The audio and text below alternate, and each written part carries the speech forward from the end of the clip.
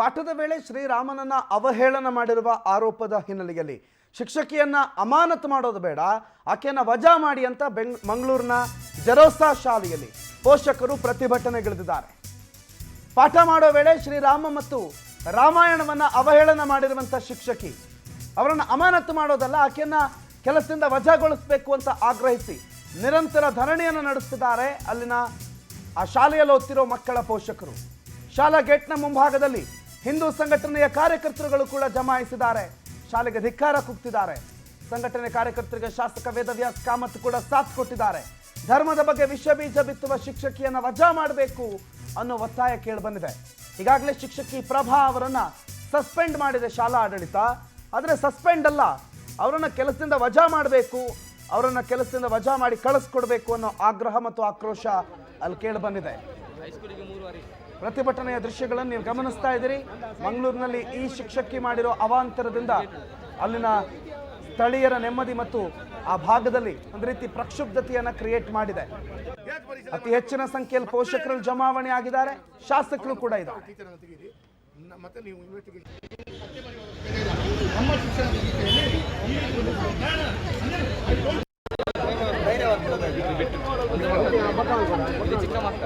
ಹೈಸ್ಕೂಲಿಗೆ 3 ವಾರಿ ಅಲ್ಲ ಮಕ್ಕಳು ಇದು ಚಿಕ್ಕ ಮಕ್ಕಳು ಅಂದ ಸೈಡ್ ಬಿಡ್ಲಿ ಜೋಕ್ಲಿಗೆ ಅವಳು ಜಿಗೇಟ್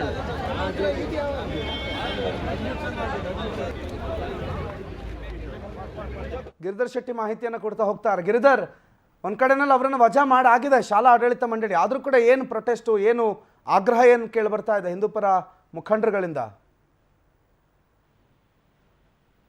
ಪ್ರಣತ್, ಇವತ್ತು ಬೆಳಗ್ಗಿನಿಂದಲೇ ಈ ಶಾಲೆಯ ಮುಂದುಗಡೆ ಪೋಷಕರು ಮತ್ತೆ ಹಿಂದೂ ಸಂಘಟನೆ ಕಾರ್ಯಕರ್ತರು ಬಂದು ಪ್ರತಿಭಟನೆ ಮಾಡಿದ್ದಾರೆ. ಅಂದ್ರೆ ಆ ಶಿಕ್ಷಕಿಯ ವಿರುದ್ಧ ಕ್ರಮ ಕೈಗೊಳ್ಳಬೇಕು, ಅವರನ್ನು ಶಾಲೆಯಿಂದಲೇ ವಜಾ ಮಾಡಬೇಕು. ಅದರ ಜೊತೆಗೆ ಇನ್ನೊಬ್ಬ ಶಿಕ್ಷಕ ಕೂಡ ಸ್ಟೀಫನ್ ಅಂತ ಇಬ್ಬರನ್ನು ಕೂಡ ವಜಾ ಮಾಡಬೇಕು ಅನ್ನೋ ಒಂದು ಆಗ್ರಹವನ್ನು ಮುಂದಿಟ್ಟಿದ್ದಾರೆ. ಅದರ ಜೊತೆಗೆ ಮಂಗಳೂರಿನ ಶಾಸಕರು ಕೂಡ ಮಂಗಳೂರಿನ ಶಾಸಕ ವೇದವ್ಯಾಸ್ ಮತ್ತು ಮಂಗಳೂರು ಉತ್ತರ ಶಾಸಕ ಭರತ್ ಶೆಟ್ಟಿ ಇವರು ಕೂಡ ಹಿಂದೂ ಸಂಘಟನೆಯ ಕಾರ್ಯಕರ್ತರಿಗೆ ಸಾಥ್ ನೀಡಿದ್ರು. ಅವರು ಕೂಡ ಆ ಧರ್ಮದ ಬಗ್ಗೆ ನಿಂದನೆ ಮಾಡಿ ಒಂದು ಅವಹೇಳನ ಮಾಡುವಂತಹ ಶಿಕ್ಷಕಿಯನ್ನು ಇಟ್ಕೊಳ್ಳಲೇಬಾರದು, ಈ ಶಾಲೆಯ ಮಾನ್ಯತೆಯನ್ನು ಕೂಡ ರದ್ದು ಮಾಡಬೇಕು ಅನ್ನುವಂತ ಆಗ್ರಹವನ್ನು ಶಾಲಾ ಶಿಕ್ಷಣ ಇಲಾಖೆಯ ಡಿಡಿಪಿ ಅಂದ್ರೆ ಜಿಲ್ಲಾ ಉಪನಿರ್ದೇಶಕರಿಗೆ ಕೂಡ ಒಂದು ಒತ್ತಾಯವನ್ನು ಕೂಡ ಮಾಡಿದ್ದಾರೆ. ಮಧ್ಯಾಹ್ನ ಮಂಗಳೂರಿನ ಜಿಲ್ಲಾ ಪಂಚಾಯತ್ ಕಚೇರಿಯ ಮುಂದುಗಡೆ ಬಂದಂತಹ ಶಾಸಕರು ಮತ್ತೆ ಹಿಂದೂ ಸಂಘಟನೆ ಕಾರ್ಯಕರ್ತರು ಅವರು ಜಿಲ್ಲಾ ಶಿಕ್ಷಣ ಅಧಿಕಾರಿಗಳು ಕೂಡ ಇಂತಹದ್ದೇ ಒತ್ತಾಯವನ್ನು ಮಾಡಿದ್ರು. ಅನಂತರ ಶಾಲೆಯ ಬಳಿಗೆ ಹೋಗಿ ಶಾಲಾಡಳಿತ ಮಂಡಳಿಯ ಜೊತೆಗೂ ಕೂಡ ಮಾತನಾಡಿದ್ದಾರೆ. ಈಗ ತಿಳಿದು ಬಂದ ಮಾಹಿತಿ ಪ್ರಕಾರ ಶಾಲೆಯ ಆಡಳಿತ ಮಂಡಳಿ ಸದಸ್ಯರು ಆ ಶಿಕ್ಷಕಿಯನ್ನು ನಾವು ಅಮಾನತು ಮಾಡ್ತೀವಿ ಅನ್ನೋ ಮಾತನ್ನು ಹೇಳಿದ್ದಾರೆ. ಆದ್ರೂ ಕೂಡ ಇದು ಇನ್ನೂ ಕೂಡ ಕಾರ್ಯಗತ ಆಗಿಲ್ಲ, ಸಂಜೆಯ ಒಳಗೆ ನಾವು ಅಮಾನತು ಮಾಡ್ತೀವಿ ಅನ್ನೋ ಒಂದು ಹೇಳಿಕೆಯನ್ನು ಮಾತ್ರ ನೀಡಿದ್ದಾರೆ. ಶಾಲಾ ಆಡಳಿತ ಮಂಡಳಿ ಸದಸ್ಯರಾದ ರಾಯ್ ಕ್ಯಾಸ್ಟಲ್ ಇವರು ಮಂಗಳೂರಿನ ಬಿಷಪ್ ಪರ ಬಿಷಪ್ ತಂಡದ ಕಾರ್ಯನಿರ್ವಹಣಾಧಿಕಾರಿ ಮತ್ತು ಅಲ್ಲಿಯ PRO ಕೂಡ ಆಗಿರುವಂತವ್ರು, ಮತ್ತೆ ಜರೋಸಾ ಶಾಲೆಯ ಆಡಳಿತ ಮಂಡಳಿ ಸದಸ್ಯರು ಕೂಡ ಆಗಿದ್ದಾರೆ. ಹೀಗಾಗಿ ಅವರ ಈ ಇಬ್ಬರು ಶಿಕ್ಷಕಿಯರನ್ನು ಕೂಡ ವಜಾ ಮಾಡಬೇಕು.